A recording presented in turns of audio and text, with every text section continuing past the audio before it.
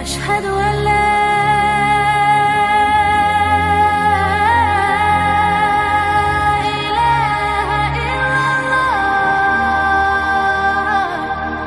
Pembahasan di malam hari ini kita akan membahas tentang kisah seorang nabi yang sangat dicintai iblis. Siapa nabi ini? Bagaimana riwayatnya? Kenapa pula iblis suka dengan seorang nabi? Padahal iblis adalah musuhnya para nabi. Ma'asyiral muslimin yang dimuliakan Allah Subhanahu wa taala,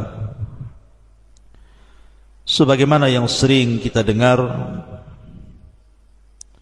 bahwa iblis adalah makhluk yang terlaknat,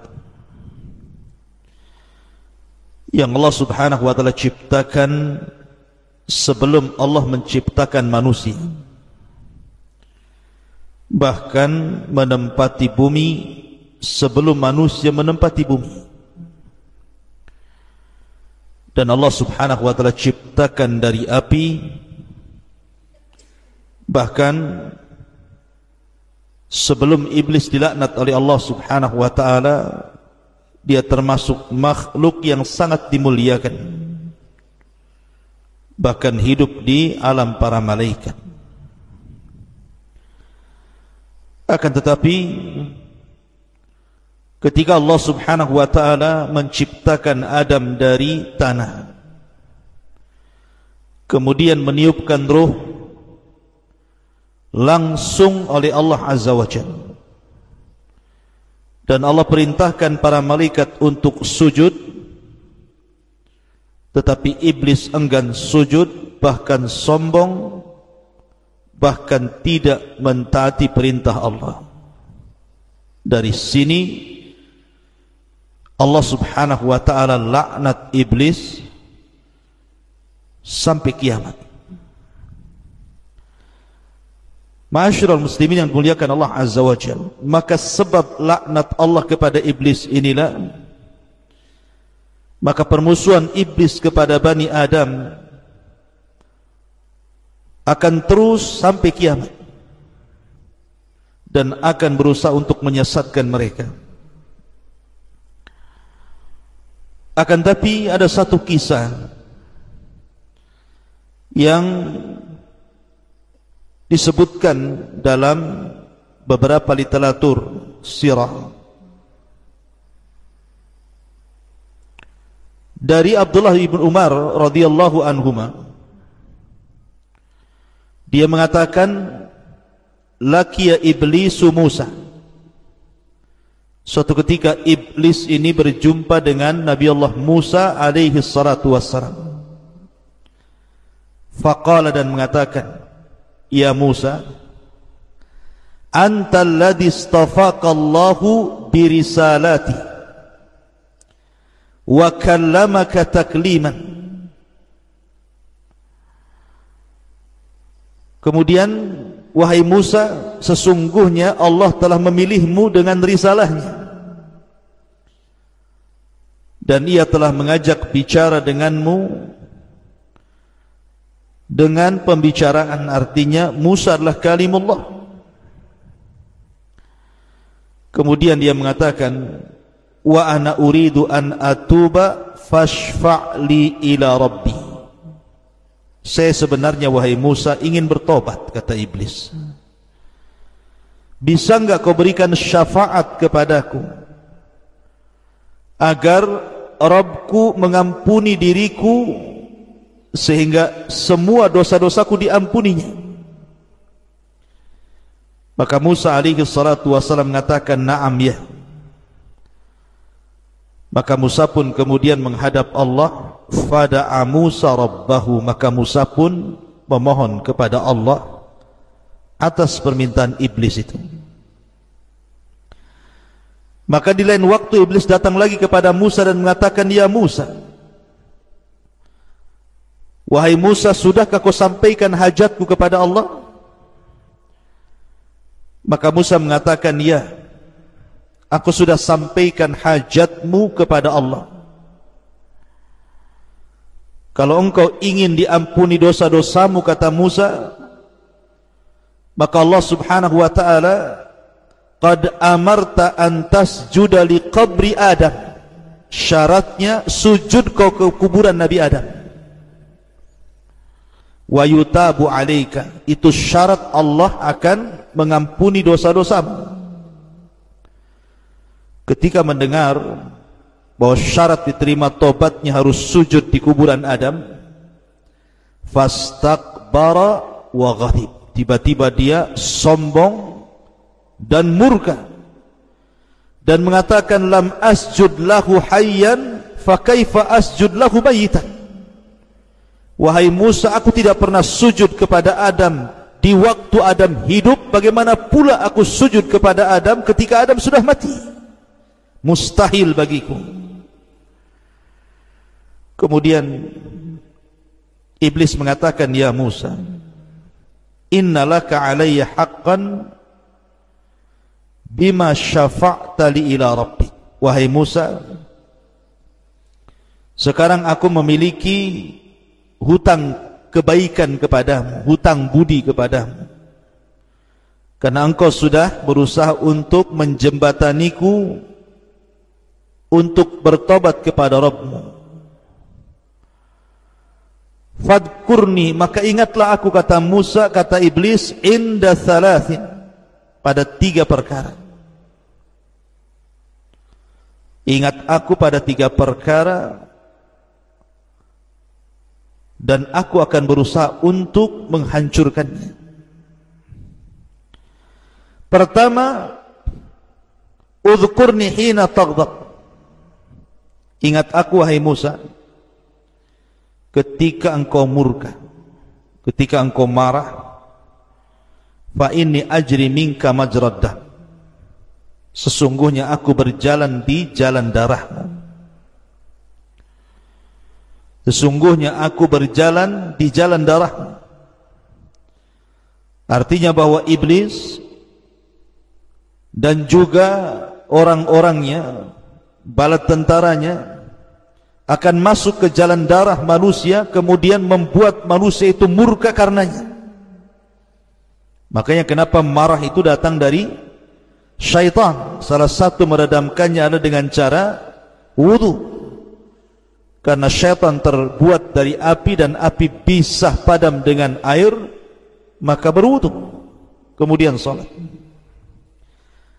Kemudian yang kedua, wadhkurni hina talqa wadhkurni hina talqa zahfa, fa inni atibna Adam hina yalqa zahfa fa adqarahu waladahu wa zawjatahu hatta yuwalliha. Ingat aku, wahai Musa, ketika engkau berjumpa dengan musuh dalam peperangan.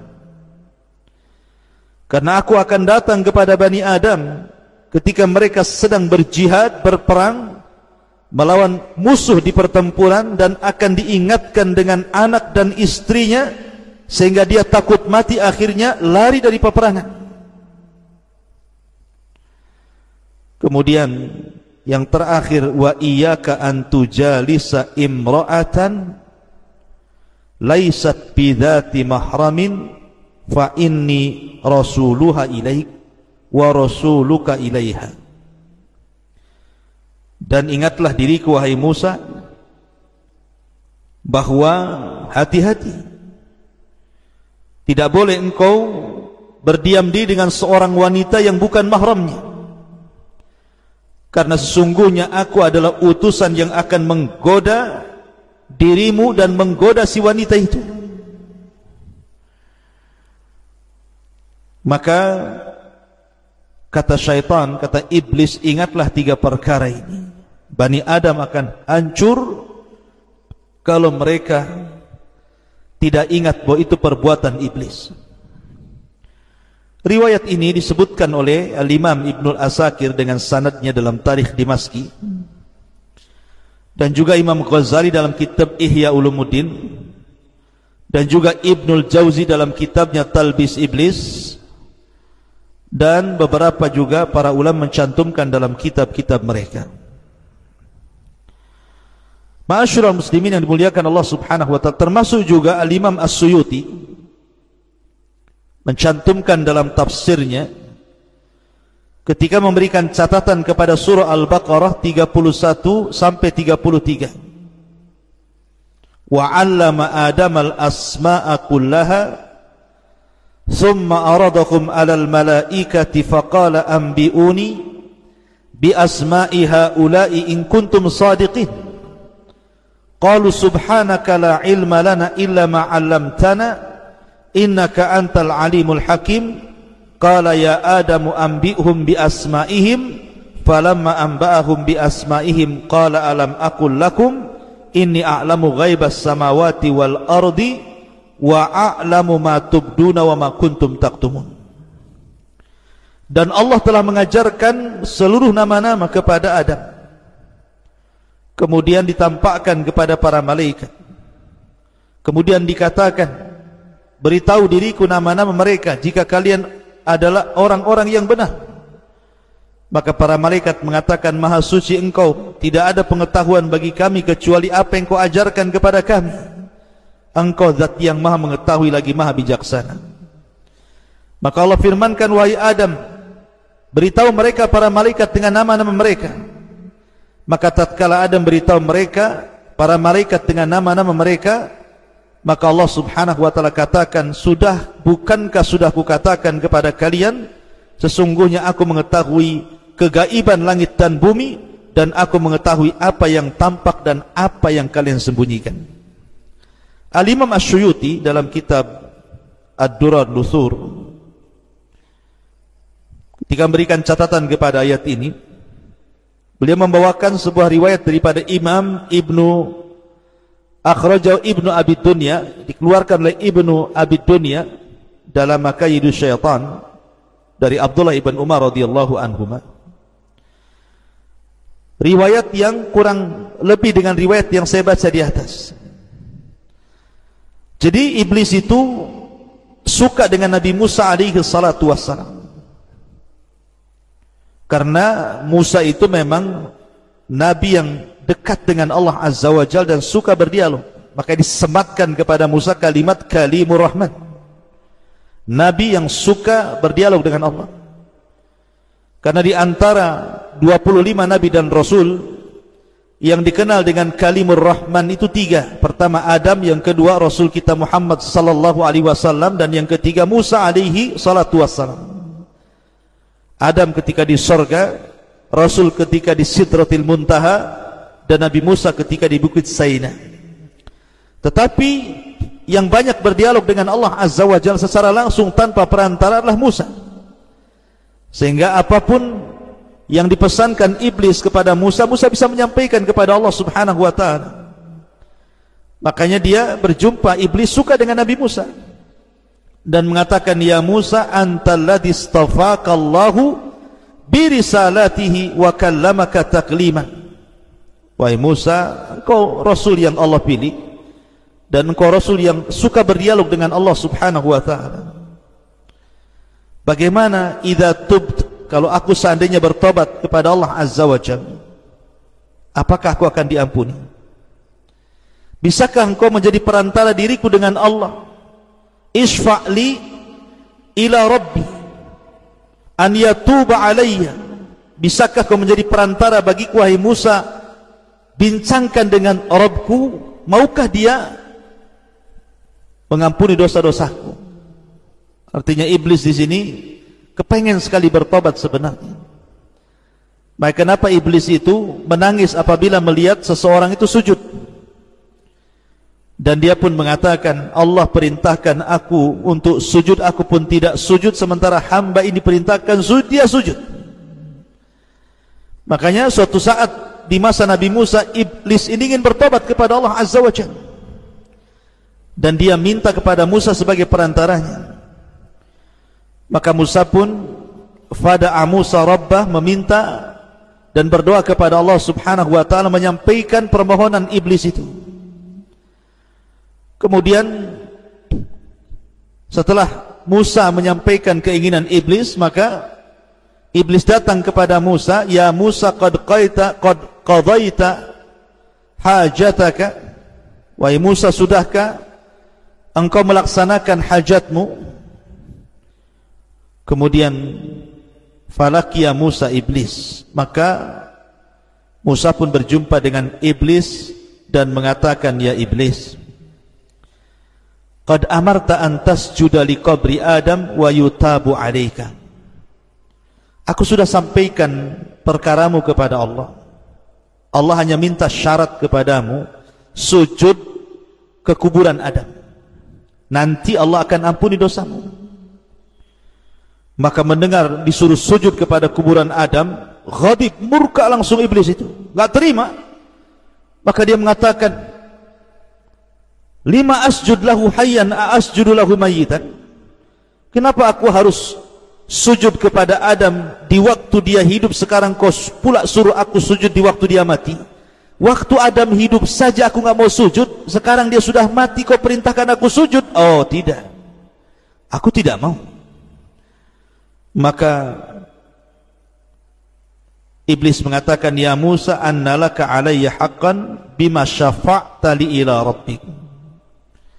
Wahai Musa, ada 3 perkara yang harus kamu ketahui sebagai imbalan bahwa engkau sudah berusaha untuk menjembatani diriku dengan Rabbku.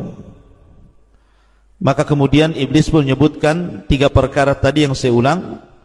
Pertama, ingat iblis ketika marah, bahwa marah itu berasal dari syaitan. Yang kedua, mengingatkan soal peperangan, bahwa lari dari peperangan itu adalah perbuatan iblis. Kemudian yang ketiga, seorang laki-laki yang berduaan dengan wanita yang bukan mahram, maka itu pun perbuatan iblis. Makanya Nabi SAW bersabda, "La yakhluwanna rajulun bimra'ati illa wa thalithuhuma syaitan." Tidak boleh seorang wanita dan laki-laki berdua-duaan dan dua-duanya bukan mahram kecuali yang ketiganya syaitan. Ma'asyiral muslimin yang dimuliakan Allah Azza wa Jalla, inilah 2 riwayat yang disebutkan para ulama bahwa iblis itu menyukai Musa karena memang Musa bisa menjembatani dia dengan Allah Subhanahu wa ta'ala. Tapi ketika Allah sudah berikan putusan, dia bisa menerima tobat iblis dengan syarat menghilangkan kesombongannya untuk sujud kepada Adam, tetapi kesombongannya tidak mau hilang. Ma'asyiral muslimin yang dimuliakan Allah Azza wa Jalla, akan tetapi tentang 2 riwayat ini Syekh Albani rahimahullahu ta'ala menganggap bahwa 2 riwayat ini lemah, sebagaimana disebutkan dalam kitabnya Al-Jami' As-Saghir pada nomor urut hadis ke 2213, bahwa hadis ini lemah, tidak bisa dijadikan sandaran. Tetapi 3 perkara yang disebutkan iblis itu sahih secara makna, karena banyak hadis-hadis yang mendukung tentang 3 perkara itu. Pertama, soal marah. Nabi SAW bersabda ketika seorang datang kepada Rasul minta diwasiati, dinasihati, diminta wejangan kepada Rasul, dan Rasul mengatakan, "La taghdab, la taghdab, la taghdab," faraddada miraran, "La taghdab." Jangan marah, jangan marah, jangan marah. Maka Rasul terus mengulang-ulang kalimat nasihat jangan marah itu, karena memang marah itu dari syaitan. Makanya Rasul mengatakan, kalau anda sedang marah di waktu berdiri duduk, kalau anda marah waktu duduk baring, kalau anda marah di waktu baring wudu, kalau anda masih marah juga salat, dan begitu seterusnya. Kemudian juga termasuk orang yang lari dari peperangan. Al-Imam Al-Zahabi rahimahullah ta'ala menyebutnya salah satu minal kabair, dosa dari dosa-dosa besar seseorang lari dari peperangan. Kemudian juga seseorang berkhalwah, riwayat-riwayatnya sahih. Tapi yang jelas bahwa walaupun demikian, maka iblis tetaplah iblis, makhluk yang sudah dilaknat Allah Subhanahu wa ta'ala, dan akan senantiasa menggoda kita. Oleh karena itulah hati-hatilah dari tipu daya iblis. Karena iblis akan menggoda kita ini selangkah demi selangkah, setahap demi setahap. Mulai daripada yang berat, mengajak kita kesyirikan, menyembah selain Allah Azza wa Jal. Kalau tidak bisa, turun tensinya ke bawah, mengajak kita menentang Nabi dan Rasulnya dan menentang ajarannya. Kalau tidak bisa, maka turun ke bawah, mengajak kita untuk melakukan dosa-dosa besar. Kalau tidak, maka terus ke bawah, disuruhnya kita untuk melakukan dosa-dosa kecil. Kalau tidak bisa terus ke bawah, disuruhnya kita melakukan hal-hal yang tidak ada faedahnya, sehingga kita disibukkan dengan perkara-perkara yang tidak ada manfaatnya, sampai akhirnya kita terlena dengan godaannya. Makanya Allah mengatakan, wala tattabi'u khutuwatis syaitan, jangan kalian mengikuti langkah-langkah syaitan, karena syaitan itu aduun mubin, musuhmu yang paling nyata. Kata Allah Subhanahu wa ta'ala, aku telah menciptakan hamba-hambaku dalam kondisi lurus, mentauhidkan Allah Subhanahu wa ta'ala. Tetapi datang syaitan kepada mereka, kemudian menyesatkan mereka. Bahkan dalam sebuah hadis dari Abi Sa'id Al-Khudri radhiyallahu an dengan sanad yang hasan, iblis pernah mengatakan, ya Rabbi, bi'izzatika la abrahu aghwi ibadaka ma damat arwahuhum fi ajsadihim. Ya Rabb, demi kemuliaan, saya akan terus menyesatkan hamba-hambaku, hamba-hambamu, selama ruh-ruh mereka berada di jasad-jasad mereka. Jadi iblis bersumpah di hadapan Allah Subhanahu wa ta'ala, selama ruh manusia itu ada di jasad-jasad mereka, maka selama itu juga iblis akan menggoda mereka. Dan itu juga digambarkan di dalam surah Sad ayat 82. Qala fa bi izzatika la ughwiyannahum ajmain. Maka syaitan berkata, demi kemuliaanmu ya Rabb, sungguh aku akan menyesatkan mereka semuanya. Inilah janji syaitan di hadapan Allah Subhanahu wa ta'ala, bahwa mereka tidak akan henti-hentinya untuk menggoda Bani Adam. Dan sunnatullah, rupanya orang-orang yang mengikuti ajakan syaitan itu jauh lebih banyak dibandingkan yang justru mengingkari ajakan itu. Karena di banyak ayat Allah Subhanahu wa ta'ala mengatakan, wala tajidu aktsarahum syakirin, dan engkau tidak akan dapat kebanyakan mereka bersyukur kepadamu ya Rabb. Artinya kebanyakan manusia itu kufur. Berarti janji iblis di hadapan Allah itu menjadi sebuah kenyataan dan keberhasilan bagi iblis. Buktinya kebanyakan manusia banyak yang mengikuti iblis dibandingkan yang menolaknya. Ma'asyiral muslimin yang dimuliakan Allah Subhanahu wa ta'ala, ada sebuah ayat di dalam Al-Quranul Karim di mana Allah Subhanahu wa ta'ala ketika menceritakan tentang penolakan iblis saat sujud kepada Adam, Allah katakan, ma mana'aka alla tasjuda idh amartu. Wahai iblis, apa yang melarang engkau untuk sujud ketika aku perintahkan engkau sujud? Qala, maka iblis mengatakan, ana khairum minhu khalaqtani min narin wa khalaqtahu min tin. Kata iblis, karena aku lebih baik dibandingkan Adam, kau ciptakan aku dari api sementara kau ciptakan Adam dari tanah. Kenapa iblis mengatakan seperti itu? Karena iblis hendak mengkiaskan dirinya dengan para malaikat,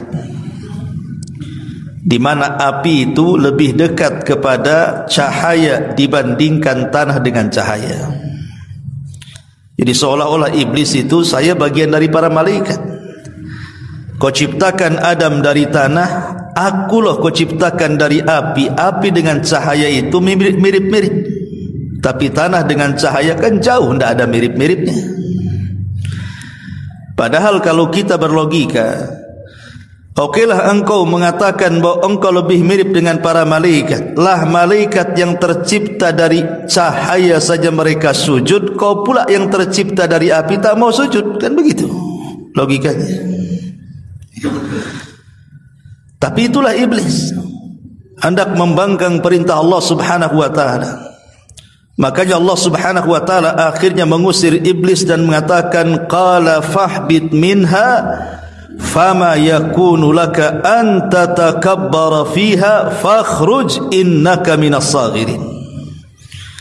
Allah berfirman, turunlah engkau dari sorga, engkau tidak layak sombong, maka keluarlah karena engkau termasuk makhluk yang dihinakan, kata Allah. Maka iblis mengatakan, qala anzirni ila yaumi yub'atsun. Ya Allah, kalau begitu tangguhkan umurku sampai hari kau bangkitkan kiamat. Maka Allah mengatakan, innaka minal munzarin. Ya, engkau termasuk orang yang ditangguhkan. Dari sini iblis mulai bersumpah di hadapan Allah. Apa sumpahnya? Qala fabima aghwaytani la aqudanna lahum siratakal mustaqim thumma la atiyannahum min bayni aydihim wa min khalfihim wa an aymanihim wa an syama'ilihim wa la tajidu aktsarahum syakirin. Maka iblis mengatakan di hadapan Allah, karena engkau sudah menyesatkan aku. Lihat bahasa lancangnya iblis. Dia yang sesat, Allah yang disalahkan. Karena engkau yang sudah menyesatkan aku akan sesatkan mereka, Adam dan turunannya, dari jalanmu yang lurus. Kemudian aku akan datang kepada mereka dari arah depan mereka, dari arah belakang mereka, dari samping kanan mereka, dari samping kiri mereka, dan engkau tidak akan mendapatkan kebanyakan mereka bersyukur kepadamu. Surah Al-A'raf ayat 12 sampai 15. Perhatikan ayat ini. Ma'asyiral muslimin yang dimuliakan Allah Subhanahu wa taala, ayat ini menjelaskan kepada kita tentang upaya iblis dan bala tentaranya untuk menggoda Bani Adam dari 4 arah angin, dari depan, dari belakang, dari samping kanan dan samping kiri. Itulah iblis berusaha untuk menggoda kita dari semua arah. Abdullah ibn Abbas radhiyallahu anhuma ketika memberikan catatan kepada ayat ini, beliau mentafsirkan maksudnya ketika iblis mengatakan tsumma la'atiyannahum min baini aydihim, dan sungguh aku akan datang kepada Bani Adam dari arah depan mereka. Maksudnya dari depan itu syaitan hendak memberikan keraguan-raguan kepada manusia tentang akhirat manusia. Adapun kata-kata wa min khalfihim, dan dari belakang mereka, setan hendak menanamkan kepada manusia rasa cinta manusia dengan dunia. Wa an aymanihim, adapun dari arah kanan mereka, setan hendak memberikan syubhat terhadap perkara agama mereka. Wa an syama'ilihim, dan dari sebelah kiri mereka, setan hendak menanamkan syahwat di antara Bani Adam. Inilah 4 jalur yang akan ditempuh oleh setan untuk menggoda kita. Yang pertama dari depan, yang kedua dari belakang, yang ketiga dari kanan, yang keempat dari kiri. Adapun dari depan maksudnya manusia akan dihapuskan tatapannya ke masa depan. Manusia itu punya masa depan setelah kematian. Apa itu? Kehidupan akhirat yang kekal.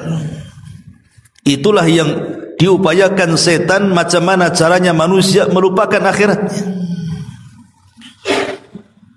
Ma'asyiral muslimin yang dimuliakan Allah Subhanahu wa taala. Kenapa setan berusaha untuk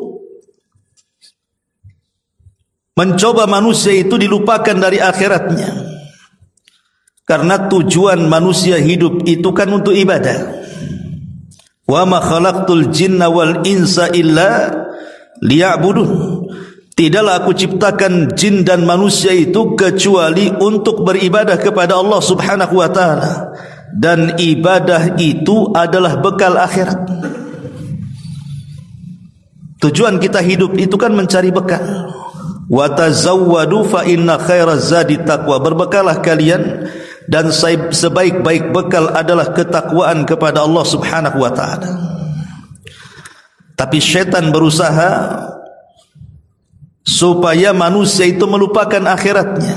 Dengan cara apa setan melupakan akhiratnya? Dengan cara dicintakan kebalikan dari akhirat. Itulah tafsir wa min khalfihim, dan dari belakang mereka, artinya dicintakan dengan dunia. Manusia akan dicintakan dengan dunia. Abdullah bin Abbas radhiyallahu anhuma mengatakan, Nabi sallallahu alaihi wasallam bersabda, "Lau kana libni Adam wadiyani min malin labtagha thalithan wa la yamla'u jawfa ibni Adam illa turab wa yatubu Allahu ala man tab." Seandainya manusia itu diberi dua lembah berisi harta semuanya, tentu ia masih akan menginginkan lembah yang ketiganya. Jadi seandainya manusia diberikan dua lembah ini penuh dengan kekayaan, penuh dengan emas, penuh dengan perak, pasti dia menginginkan yang ketiganya.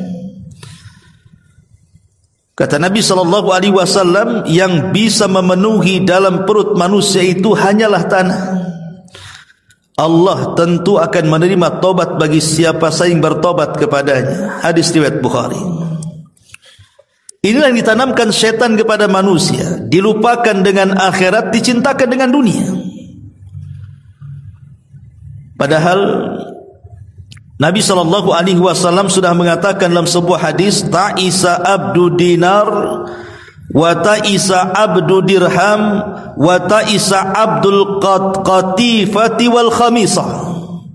Celakalah hamba-hamba dinar, hamba-hamba dirham, hamba-hamba pakaian, dan hamba-hamba modal. Karena ketika seseorang menghambakan dirinya kepada benda-benda, kepada harta-harta, maka dipastikan dia melupakan akhiratnya. Makanya Allah mengatakan, alhaakumut takatsur hatta zurtumul maqabir. Telah melalaikan mereka, artinya berlomba-lomba mereka dari dunia kepada Allah Subhanahu wa taala sampai kuburan menelannya. Al-Imam Ibnu Qayyim atau Al-Imam Ibnu Katsir rahimahullahu taala berkata, anta limalin idza amsaktahu fa idza anfaqtahu fal malu laka. Anta limalin idza amsaktahu, engkau akan menjadi budak harta jika harta kau tahan. Tetapi jika kau infakkan harta tersebut, maka barulah dia menjadi milikmu. Kata Imam Ibnu Katsir rahimahullahu taala, engkau akan menjadi budak harta jika engkau menahan harta. Akan tetapi jika engkau menginfakkannya, maka harta tersebut barulah menjadi hambamu. Ma'asyiral muslimin yang dimuliakan Allah Subhanahu wa taala, Nabi sallallahu alaihi wasallam mengatakan, likulli ummatin fitnah, setiap umat ini punya fitnahnya sendiri. Tapi kata Nabi SAW, wa fitnatu ummatil mal, tetapi fitnah umatku adalah harta. Kenapa fitnah umatku harta? Karena dengan harta kekayaan dunia ini, ikhwatu fiddin, baik berupa benda, baik berupa pangkat, baik berupa jabatan, baik berupa kenikmatan yang lainnya, yang menjadikan manusia satu dengan yang lainnya bermusuhan. Itulah fitnahnya di situ. Makanya Nabi SAW sampai mengatakan, ma dhi'bani ja'iani ursila fi ghanamin bi afsadalaha min hirsil mar'i alal mali wasyarafi lidini. Tidaklah dua serigala lapar yang menghampiri seekor kambing lebih berbahaya baginya dari ambisi seseorang kepada harta dan kedudukan dalam agamanya. Dan itu kenyataan, ikhwatul fiddin muliakan Allah Azza wa Jalla. Orang kalau sudah cerita dunia pasti penuh dengan intrik dan permusuhan di dalamnya kan. Pasti akan sikat, sikut, injak, bawah, sindul atas dan begitu seterusnya. Dan saya menyaksikan itu. Ya. Bahkan sesama ikhwan yang sudah hijrah katanya, saya menyaksikan bagaimana hasadnya sesama mereka ketika bicara soal usaha. Saya menyaksikan sendiri bagaimana mereka itu subhanallah, itu kalau sudah memburuk-burukan usaha kawannya yang sama usahanya dengan dia itu, sudah hilang tuh ngajinya. Nah selama ini dia hadir di majelis taklim, mendengarkan kajian sunnah, mendengarkan Quran dan begitu seterusnya, di mana ilmunya? Itulah memang kekuatan dunia, ikhwatul fiddin, bisa melupakan akhirat, bisa disikut kawannya. Mungkin bahasa orang awam itu harta sudah enggak kenal saudara, itu bahasanya. Kalau saudara saja enggak kenal, macam mana pula orang lain? Ya. Itulah fitnahnya manusia di sini. Kalau sudah cerita harta benda atau dunia ini, maka mereka lebih rakus dibandingkan serigala yang lapar di hadapan kambing yang tinggal makan. Ma'asyiral muslimin yang dimuliakan Allah Subhanahu wa taala, bahkan sampai merusak akidahnya kan. Kalau perlu ke dukun kan begitu. Dunia ini bisa merusak akidah. Terkadang mereka tanggalkan akidah mereka, akhirnya percaya dengan tangkal-tangkal, dengan jimat-jimat, dengan dukun ini dan itu. Kalau dia datang ke dukun kemudian berhasil usahanya, dia puja-puji dukun itu. Wah, itu dukun bagus itu.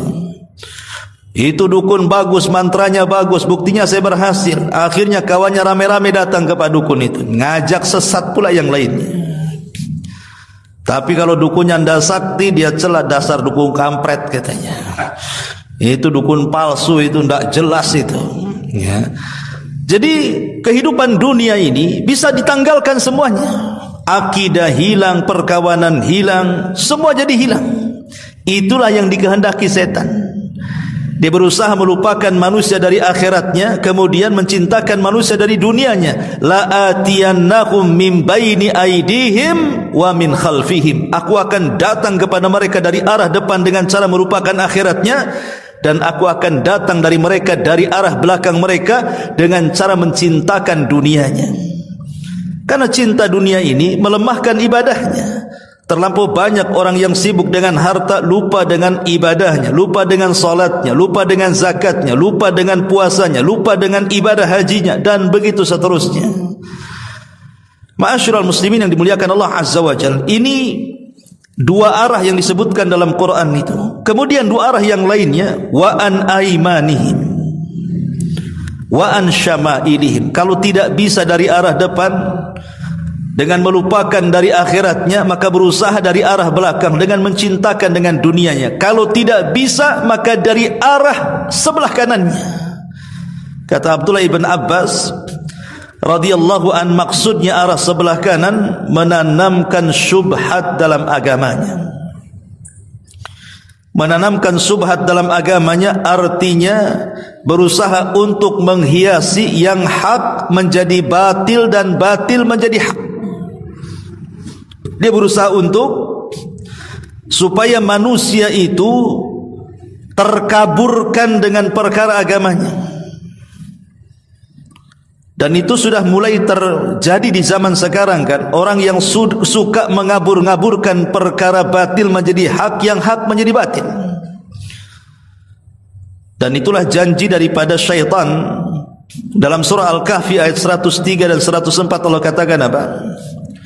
Qul hal nunabbiukum bil akhsarina a'mala alladzina dhalla sa'yuhum fil hayatid dunya wa hum yahsabuna annahum yuhsinuna sun'a.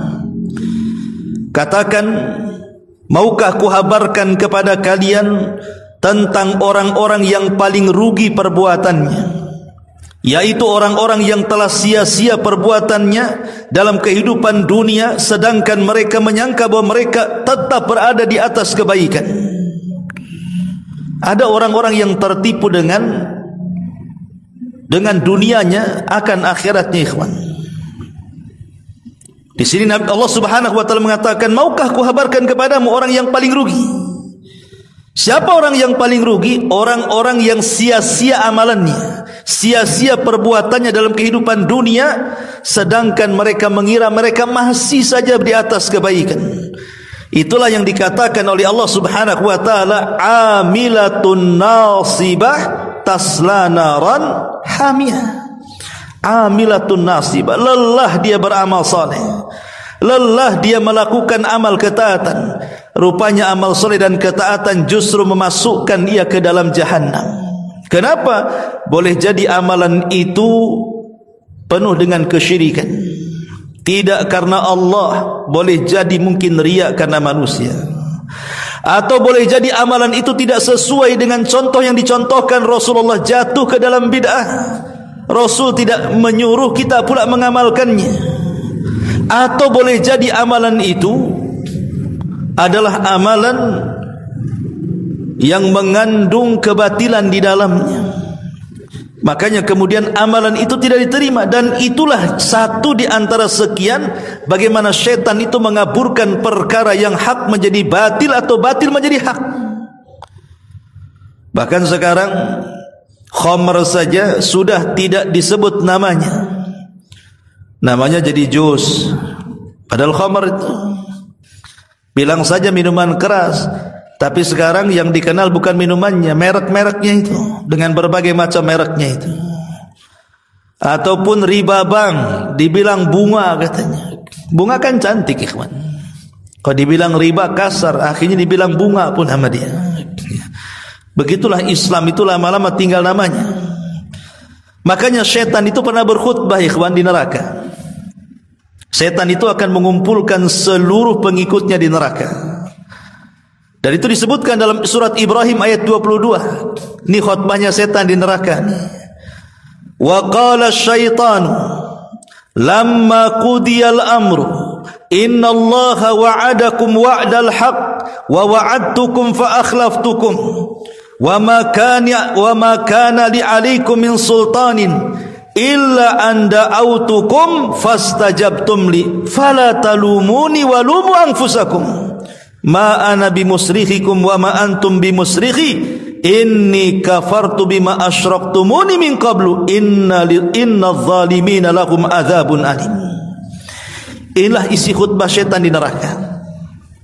Kata setan, dan berkatalah setan tatkala perkara hisab telah diselesaikan, sungguh Allah telah menjanjikan kepada kalian, kata setan, dengan janji yang benar. Dan aku pun telah menjanjikan kepada kalian, tetapi aku menyalahi janjiku untuk kalian.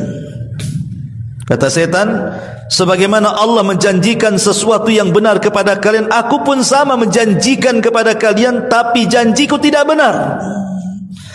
Dan aku menyalahi janjiku. Dan aku pun telah menjanjikan kepadamu, tapi aku menyalahinya. Sekali-kali tidak akan ada kekuatan bagiku terhadap diri kalian, melainkan sekadar aku menyeru kalian, tiba-tiba kalian patuh denganku. Oleh sebab itu janganlah kalian mencaci maki aku, tapi cacilah diri kalian. Aku sekali-kali tidak dapat menolong kalian, sebagaimana kalian juga tidak bisa menolongku hari ini. Sesungguhnya aku tidak membenarkan perbuatanmu mempersekutukan aku dengan Allah sejak dulu. Sungguh orang-orang zalim itu telah mendapatkan siksa yang pedih. Lihat, setan mengakui di hadapan pengikutnya yang masuk neraka, sebagaimana Allah sudah menjanjikan dengan janji yang benar, aku pun sama akan menjanjikan sesuatu kepada kalian, tapi janjiku tidak benar. Tapi kenapa kalian mengikuti aku, kata setan. Ma'asyiral muslimin wal muslimat rahimakumullah. Jadi maksudnya setan akan menggoda manusia dari arah kanan itu, setan akan membuat syubhat.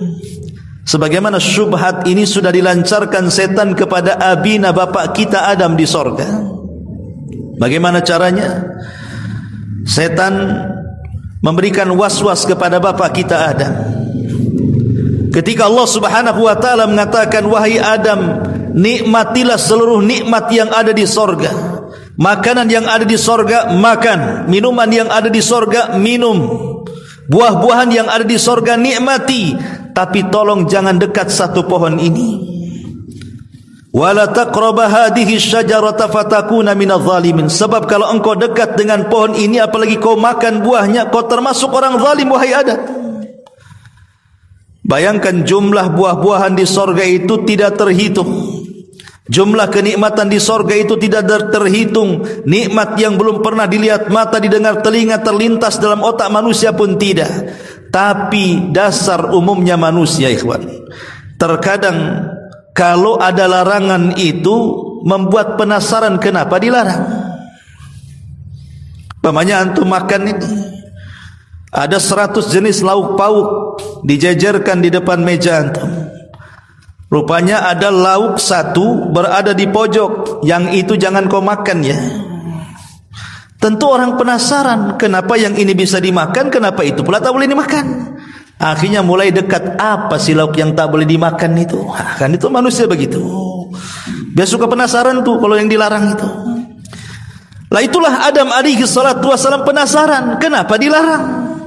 Mulailah Adam dekat-dekat dengan pohon itu, ditengoknya lah pohon itu. Kenapa Allah larang tidak boleh makan buah ini? Disitulah setan masuk, memberikan was-was, memberikan alasan, kemudian bersumpah seolah-olah sumpahnya itu meyakinkan kepada Adam kenapa pohon itu tidak boleh dimakan. Kata iblis, illa antakuna malakaini au takuna minal khalidin.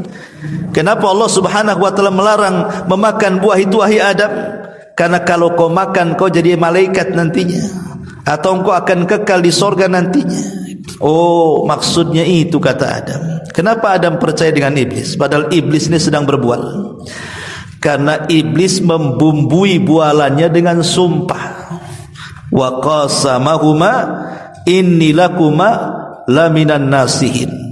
Aku bersumpah untuk kalian berdua, kata iblis, saya ini orang yang akan memberikan nasihat. Karena biasanya dusta itu akan jadi benar kalau dibumbui dengan sumpah tuh biasanya. Lihat orang pasar itu, yang suka sumpah-sumpah itu, dikit-dikit wallahi katanya. Aneh, atau ya biasanya yang banyak sumpah wallahi wallahi itu kan orang pasar tuh. Wallahi katanya, ini sudah murah katanya, padahal mahal kan itu. Wallahi dari sana saja saya enggak dapat untungnya, pada banyak untungnya tuh. Nah itu kan orang-orang kayak gini, hati-hati ya. Itulah iblis namanya. Dia membumbui sumpah untuk kebualannya. Ya Adam berpikir ini alam para malaikat, ini alam sorga. Tidak mungkin ada orang makhluk bersumpah untuk kedustaan. Dan sebelumnya tidak ada orang bersumpah untuk kedustaan. Ya yakin saja kemudian Adam dengan bujuk rayu iblis itu, akhirnya dia memakan buah larangan. Lihat bagaimana setan itu menghiasi yang hak menjadi batil, yang batil menjadi hak. Begitulah setan berusaha untuk menggoda Bani Adam dari sebelah kanannya, kemudian yang terakhir dari sebelah kirinya. Kata para ulama, seperti Abdullah bin Abbas mengatakan, maksudnya selain daripada syubhat, maka setan akan menggoda manusia dari arah syahwat. Dari arah syahwat. Ma'asyiral muslimin yang dimuliakan Allah Subhanahu wa taala, makanya Allah Subhanahu wa taala berfirman di banyak ayatnya dalam Al-Qur'an, bagaimana syaitan ini berusaha untuk mengajak manusia supaya mengikuti syahwatnya. Allah berfirman di dalam Al-Qur'anul Karim, "Dhaharal fasadu fil barri wal bahri bima kasabat aydin nas liyudhikahum ba'dal ladzi amilu la'allakum yarji'un." Ar-Rum ayat 41 Allah mengatakan tampaknya kerusakan di lautan dan di daratan itu karena ulah tangan manusia. Begini ikhwatu fiddin, muliakan Allah Subhanahu wa taala.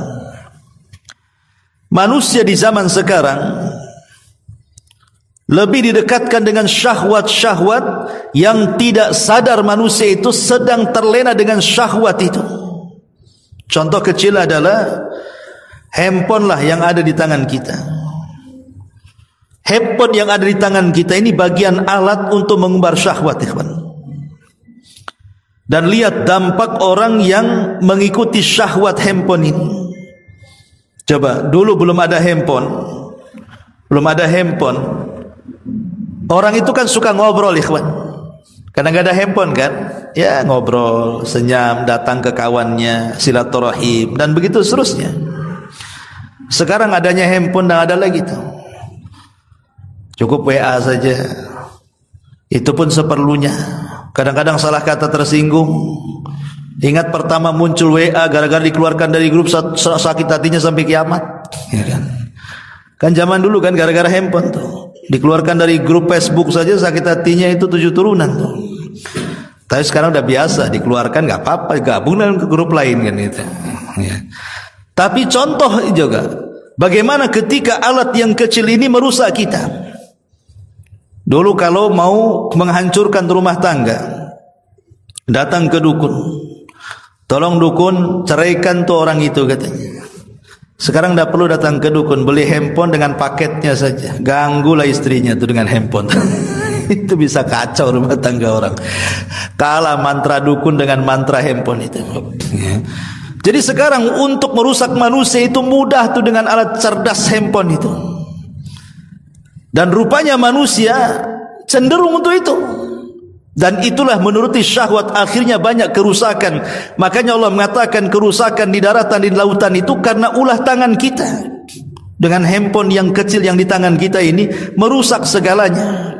Lupa sholat, lupa kawan, bahkan lupa istri, lupa suami, lupa anak, lupa orang tua, semua dilupakan gara-gara handphone.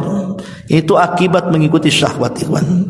Makanya Imam Ibnul Qayyim rahimahullahu ta'ala, beliau mengatakan di antara madarat syahwat itu, kata beliau, fa innaha ma antujiba alaman wa ukubatan. Orang yang mengikuti syahwat itu dia akan merasakan perasaan sakit dan juga ukubah. Ukubah itu artinya siksa.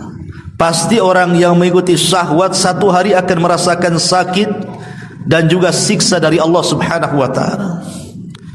Lihat orang-orang yang menghabiskan kekayaannya untuk judi online, akhirnya kalah, sakit badannya, ya kan, stres, akhirnya banyak yang bunuh diri itu karena memperutkan hawa nafsunya kan.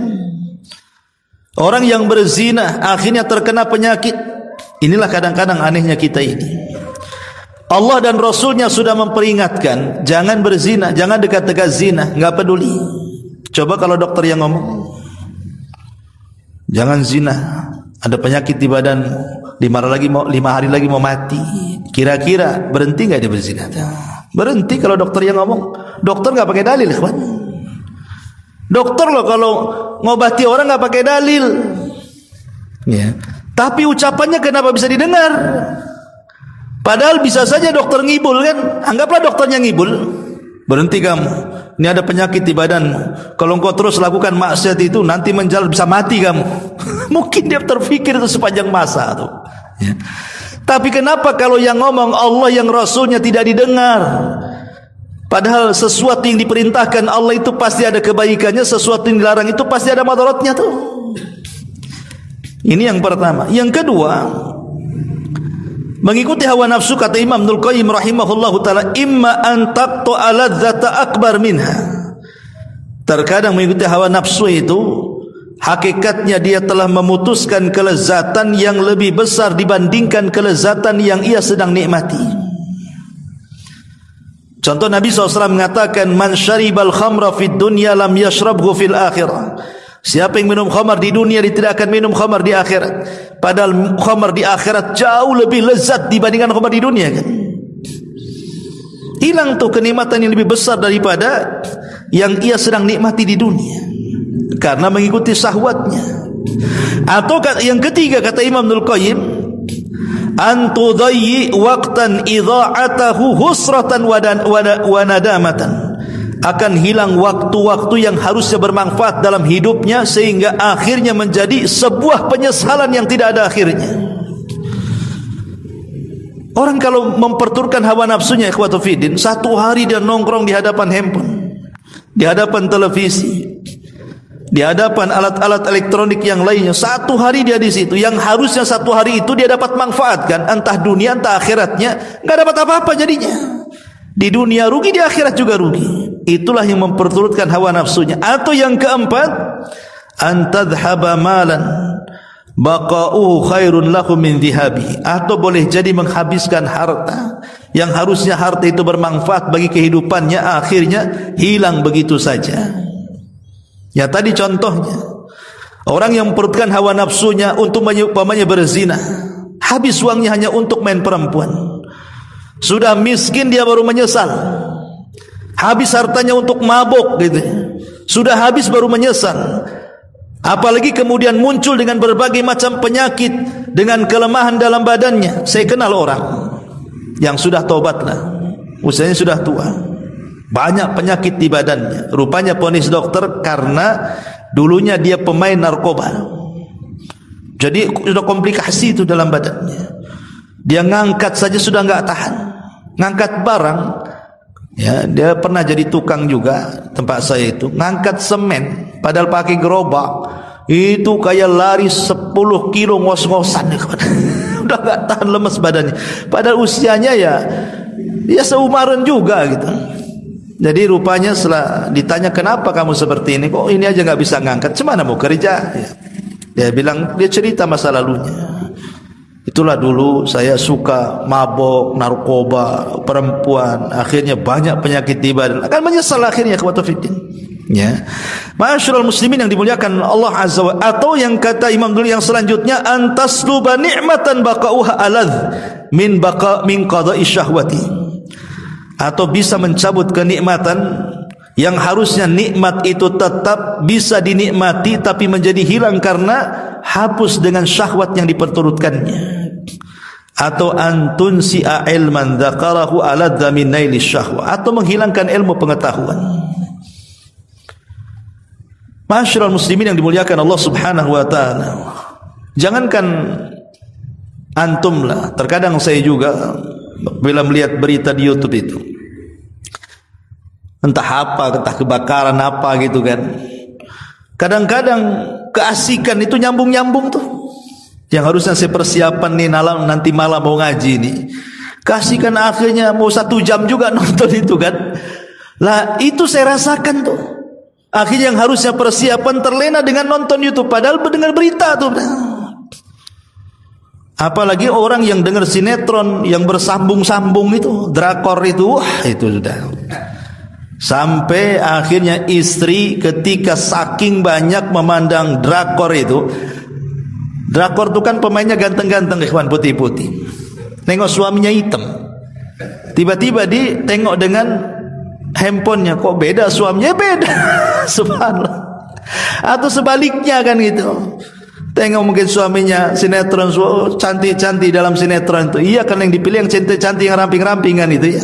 Yang model-model, tengok istri kok kayak gini kan gitu. Akhirnya hilanglah syahwat di antara keduanya, ikhwatu fiddin. Itu madaratnya memperturutkan hawa nafsu itu. Ma'asyiral muslimin yang dimuliakan Allah Azza wa Jalla. Inilah cara setan mengganggu anak Adam. Dari depan dengan melupakan akan akhirat, dari belakang dengan menanamkan kecintaan kepada dunia, dari arah kanan dengan cara menanamkan syubhat, dari arah kiri dengan cara menanamkan syahwat. Makanya Nabi SAW senantiasa berdoa kepada Allah Subhanahu wa taala. Dan dalam doanya Nabi SAW meminta kepada Allah agar dihilangkan dari gangguan setan dari 4 arah itu. Contoh umpamanya doa yang diajarkan Nabi SAW. Apa kata Nabi SAW?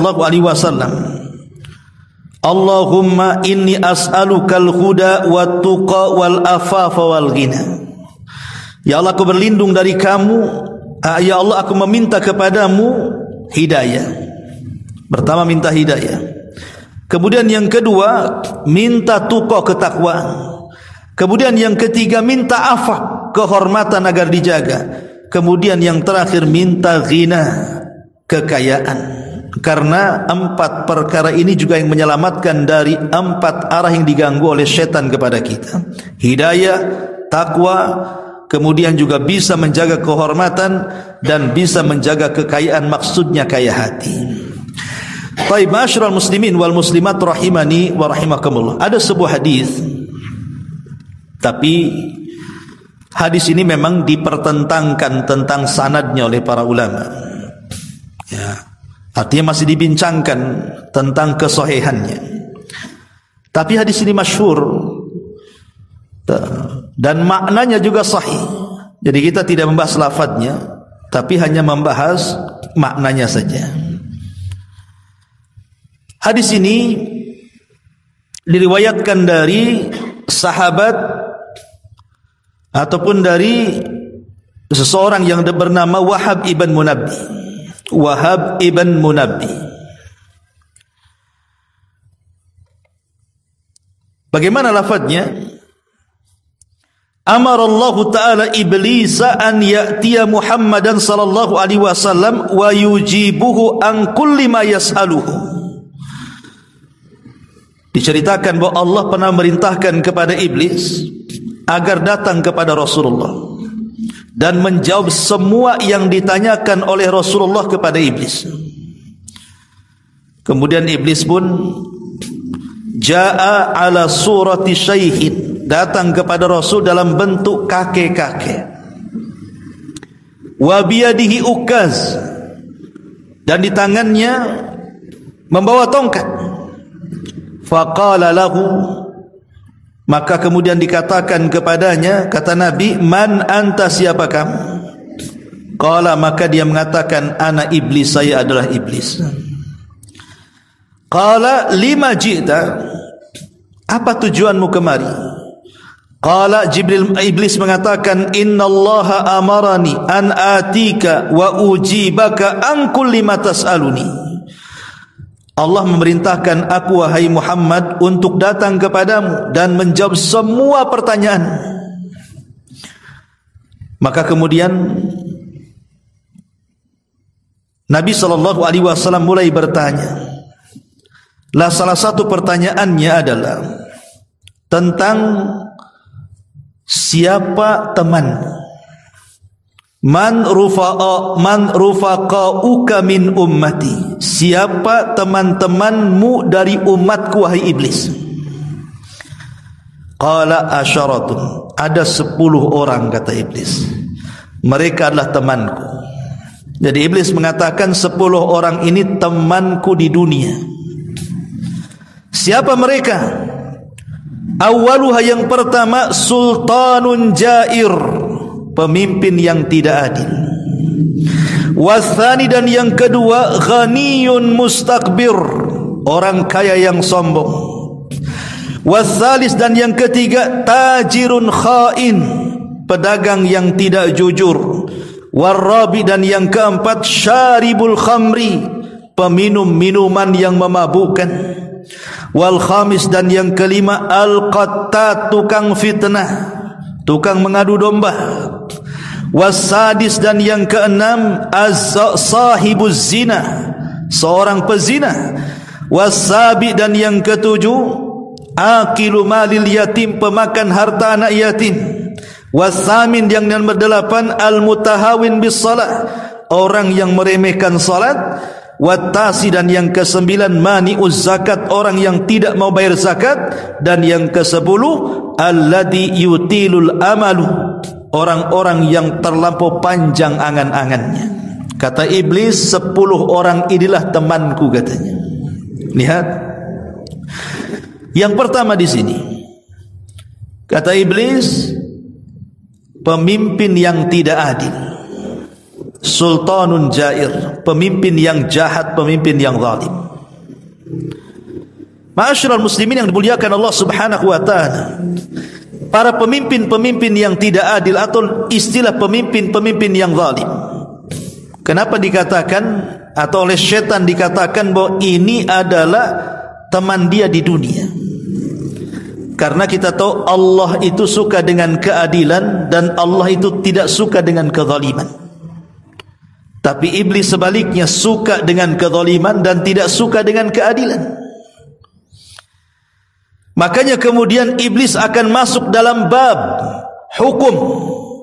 Bagaimana manusia itu jauh daripada hukum Allah dan Rasulnya dan menegakkan hukum syaitan dan hawa nafsunya.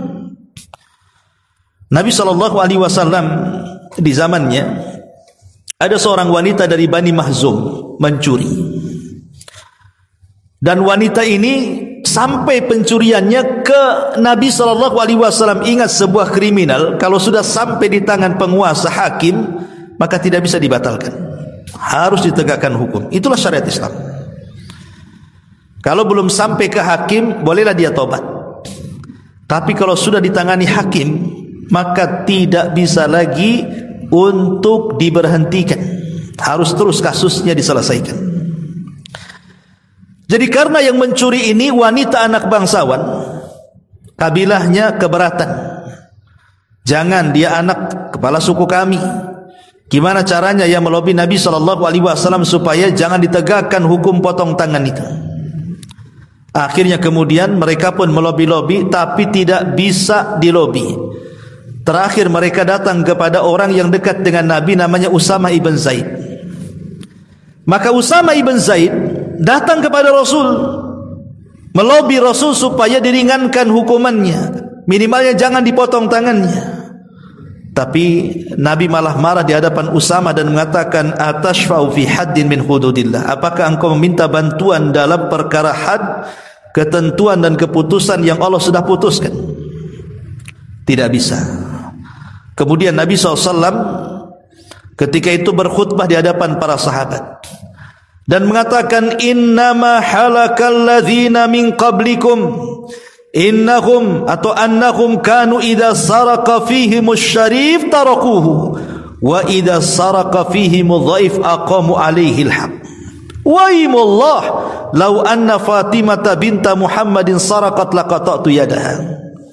Maka Rasul berceramah di hadapan para sahabat dan mengatakan, wahai para sahabatku, hancurnya umat sebelum kalian. Kalau ada orang kaya, kalau ada pejabat, mereka mencuri, maka mereka hapuskan hukumannya. Tapi kalau orang lemah yang mencuri, maka mereka segerakan penanganan hukumnya. Itulah yang bahasa yang kita sering mendengar, tajam ke bawah, tumpul ke atas. Kalau yang mencuri itu orang-orang lemah, lapor ke polisi, ya kadang-kadang ada oknum polisi itu yang tidak mau menangani kan, nggak ada duitnya katanya.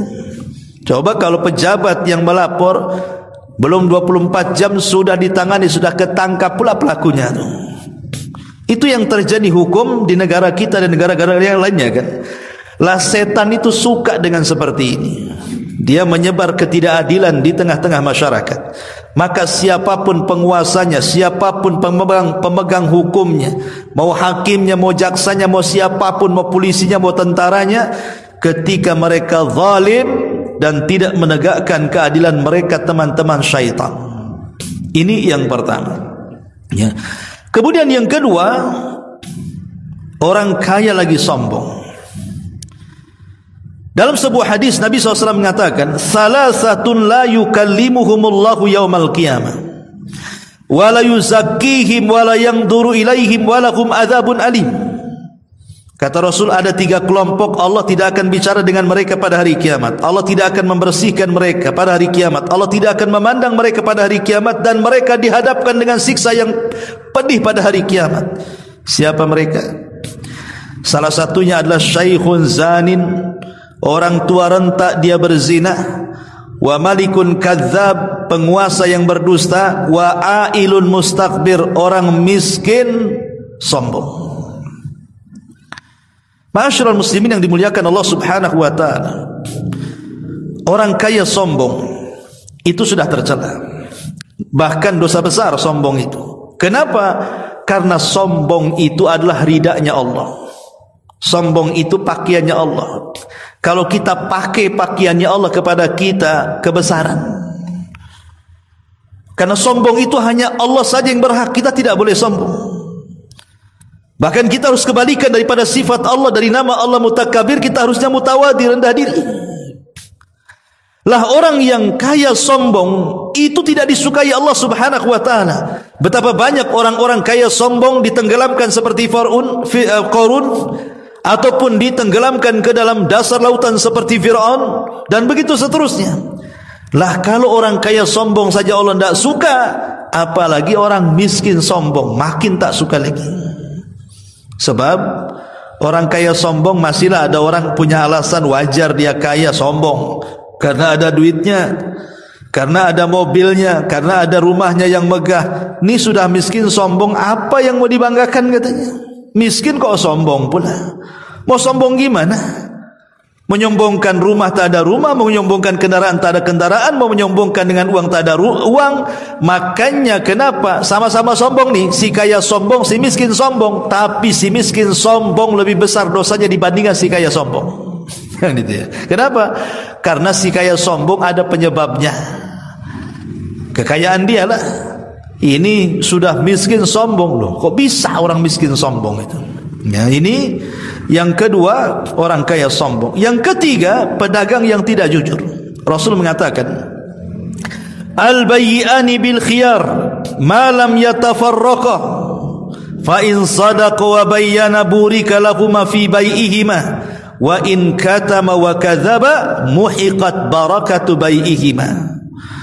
Dua orang yang melakukan jual beli boleh melakukan khiyar, pilihan untuk melangsungkan atau membatalkan selama keduanya belum berpisah.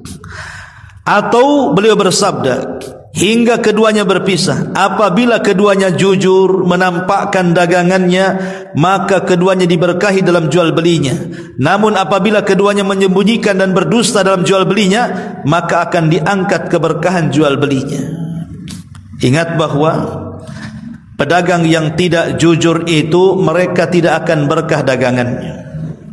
Walaupun nampak hasilnya banyak, tetapi tidak ada berkahnya, percuma. Kenapa? Karena adanya seperti tidak adanya. Itu barang yang tidak berkah itu seperti itu. Hartanya banyak tapi kok kayak hantu, nggak jelas penggunaannya. Seperti itu harta yang tidak berkah. Kemudian yang nomor 4, peminum khamar. Ingat bahwa khamar itu ummul khaba'is, induk daripada seluruh keburukan. Tidak ada induk keburukan melebihi khamar. Karena khamar ini, dari khamar hilang akal, dari hilang akal dia bisa macam-macam, bisa membunuh orang, bisa mencaci maki orang, bisa memukul orang, bisa mencuri barang orang. Maka yang disebut khamar ini adalah ummul khaba'is, induk dari seluruh keburukan. Ya, memang hadisnya sih tidak benar, tidak usah dijadikan pegangan tentang kisah Harut Marut menurut versi Bani Israel. Ya. Jadi Harut Marut menurut versi Bani Israel, ya kita tidak benarkan kisahnya, kita ambil ibrahnya saja. Jadi ketika Allah Subhanahu wa taala menciptakan Adam itu, malaikat protes, "Ya Rabb, kenapa kau menciptakan Adam yang merusak, mengikuti hawa nafsu, menumpahkan darah dan begitu terus anak turunannya? Ya, kenapa enggak utus kami saja ke bumi?" Maka Allah Subhanahu wa taala mengatakan, "Baik, kalau engkau layak di bumi, carikan malaikat yang paling baik di antara kalian." Nah, akhirnya diutus sudah siapa? Harut dan Marut. Itu malaikat terbaik dari semua malaikat. Akhirnya kemudian Allah berikan hawa nafsu di kedua malaikat si Harut Marut ini. Yang tadinya malaikat tidak punya hawa nafsu, diletakkan hawa nafsu di dada malaikat ini. Kemudian diturunkan ke bumi. Kemudian Allah uji dengan seorang wanita. Allah ciptakan wanita yang cantik sekali untuk menggoda Harut dan Marut. Kemarin dia belum ada hawa nafsu kan? Enggak tertarik. Sekarang sudah ada hawa nafsu, mulai tertarik. Kemudian menggoda perempuan itu, tapi perempuan itu tidak tergoda. Digoda lagi tidak tergoda, digoda lagi, akhirnya mau, tapi minta 3 syarat. Kau boleh berzina dengan aku tapi penuhi 3 syarat. Pertama, sekutukan Allah. Dia bawa berhala, sembah berhala ini. Kalau kau bisa menyembah berhala, aku mau berzina dengan engkau. Kata malaikat Harut Marut, tidak mungkin. Kami ini malaikat, tak mungkin menyekutukan Allah katanya. Yang lain saja katanya. Akhirnya datangkan anak kecil. Kemudian diberikan pisau, bunuh anak kecil ini. Kalau kau berani membunuh anak kecil, kita siap berzina. Kata malaikat, tak mungkin malaikat bunuh orang katanya. Ya. Akhirnya kemudian yang ketiga didatangkan khamar. Kalian mabuklah katanya.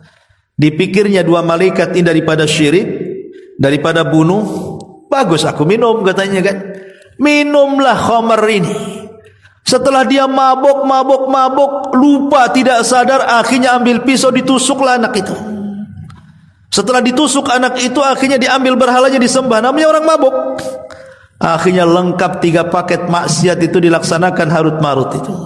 Lihat, itulah khamar, bahayanya khamar. Kisah ini makdzub, tidak benar. Ya, tapi hikmahnya saja kita ambil bahwa khamar itu adalah induk daripada seluruh keburukan di situ. Ma'asyiral muslimin wal muslimat rahimani wa rahimakumullah. Kemudian juga tukang fitnah qattat. Qattat itu orang yang tukang adu domba, ikhwatul fiddin. Ya. Di masyarakat kita ini terlampau banyak orang-orang yang mencampuri urusan orang. Memanas-manasi urusan orang, mengkompori urusan orang, yaitu mungkin karena ada bab hasad di dalamnya, ada bab dengki di dalamnya, atau tidak suka dengan orang akhirnya mengompori lawannya. Lah itu banyak terjadi, itu disebut qattat namanya. Qattat itu sama dengan namam. Rasul pernah satu hari lewat di sebuah kuburan. Rupanya ada 2 kuburan itu sedang disiksa dan Rasul dengar. Dan ini mukjizat, hanya Rasul yang tahu. Tiba-tiba Rasul mengambil pelepah kurma kemudian dibelah 2. Kemudian salah satu belahannya diletakkan di atas kuburan satunya dan satunya diletakkan di kuburan satunya. Sahabat bertanya, Rasul, kenapa kau lakukan? Maka Nabi SAW supaya sebelum pelepah kurma yang kubelah ini kering, bisalah meredamkan atau meringankan siksanya. Jadi sahabat mengatakan, emang disiksa apa keduanya? Kata Nabi SAW, adapun yang ini, kuburan yang sebelah sini, kata Rasul, itu disiksa gara-gara kalau kencing itu tak beres itu ceboknya tuh. Sama biasa super truk, super bus itu biasanya. Kadang-kadang berhenti di mana, bannya dikencingi, langsung diresleting tanpa dicebok, tanpa diistijmar dengan batu. Ya, kalau malas kan bisa lap-lapkan ke ban kan bisa juga. Kan gitu. Kan ini kan orang kayak gini udah banyak ini. Lah ini gara-gara ini orang ini diazab kuburnya coba. Yang kedua namam. Ini kuburan satunya ini tukang adu domba nih. Dia jadi kompor itu, bukan 5 gas, 25 gas lagi. Buat orang marah, buat orang panas gitu. Lah ini qattat namanya. Kemudian juga yang ke-6 adalah sahibuz zina. Sahibuz zina, orang yang tukar zina. Allah Subhanahu wa taala berfirman, "Wala taqrabuz zina." Jangan dekat-dekat zina, kata Allah. Innaha fahisyatun wa sa'a sabila, karena zina itu perbuatan keji dan paling buruk jalannya. Di dunia Allah hinakan, di alam kubur Allah siksakan, dan di akhirat Allah sediakan neraka untuk mereka. Jadi zina itu tidak ada baiknya sama sekali, ikhwatul fiddin. Ingat ketika Nabi SAW dalam peristiwa Isra Mi'raj, kemudian diperlihatkan azab neraka. Nabi SAW melihat ada kuali besar. Kemudian di bawahnya dinyalakan api sehingga kuali itu memerah saking panasnya. Rupanya Rasul melihat ada 2 orang telanjang sedang disangrai itu di atas kuali itu. Bayangkan berada di kuali yang sangat panas, apa tidak sakit dari ubun-ubun sampai kaki itu. Jadi Rasul SAW bertanya kepada Jibril, "Mahadan? Ini siksa siapa orang ini?" Maka Jibril mengatakan, "Itulah azani wazaniyah." Itulah laki-laki yang berzina dan wanita yang berzina. Sebagaimana ketika berzina merasakan nikmat dari kepala sampai kaki, maka siksanya pun harus merasakan sakit dari kepala sampai kaki. Naudzubillah. Ya. Ma'asyiral muslimin rahimakumullah. Kemudian yang ke-7, memakan harta anak yatim. Banyak orang sibuk membuat panti asuhan, bukan dikasih makan anak-anak yatim, dia pula yang kaya. Banyak. Dulu belum punya mobil buat panti asuhan, dia pula yang punya mobil. Dulu ketika panti asuhan masih sewa, akhirnya punya rumah, dia pula yang kaya. Akhirnya anak-anak yatimnya satu-satu hilang, tinggal dia pula yang punya rumah, yang menguasai harta, yang menguasai mobil. Na'udzubillah. Ya. Ini banyak terjadi seperti ini. Tidak takut dengan Allah Subhanahu wa ta'ala. Kemudian yang nomor 8, orang yang meremehkan salat. Hati-hati orang-orang yang meremehkan salat ini. Ya, karena orang yang meremehkan salat itu artinya dia sedang menjungkir balikan dirinya di dekat jurang yang sangat dalam. Karena salat itu pembeda kita dengan orang kafir. Kalau meninggalkan salat bisa kafir. Maka jangan dekat-dekat jurang yang melemparkan kita dari Islam. Kemudian yang nomor 9, orang yang tidak mengeluarkan bayar zakat. Dan yang 10, orang yang panjang angan-angannya. Orang yang panjang angan-angannya itulah yang tertipu dengan dunia. Dia tidak sanggup terbang, tidak punya sayap, angan-angannya sampai ke langit. Akhirnya apa? Ingin kaya jadi ngerampok, ingin kaya jadi koruptor, ingin kaya jadi copet, dan begitu seterusnya. Itu akibat daripada panjangnya angan-angan. Akhirnya dengan segala cara yang penting, dapat jabatan, dapat kaya, dapat orang kaya, sikat sikut, injak bawah, sundul atas, pokoknya dapatlah keinginan dia. Itu akibat daripada tulul amal.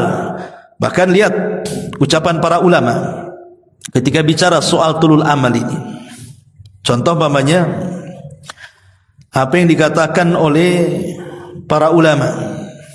Umar bin Khattab radhiyallahu anhu. Umar ibn Khattab radhiyallahu anhu mengatakan bahwa tulul amal itu bisa melupakan amal.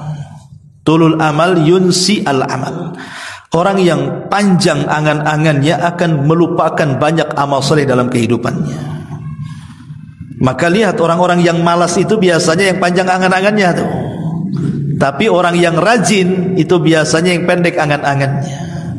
Oleh karena itulah maka inilah kata iblis bahwa 10 orang ini mereka adalah teman-teman dia di dunia bahkan sampai masuk neraka. Na'udzubillah.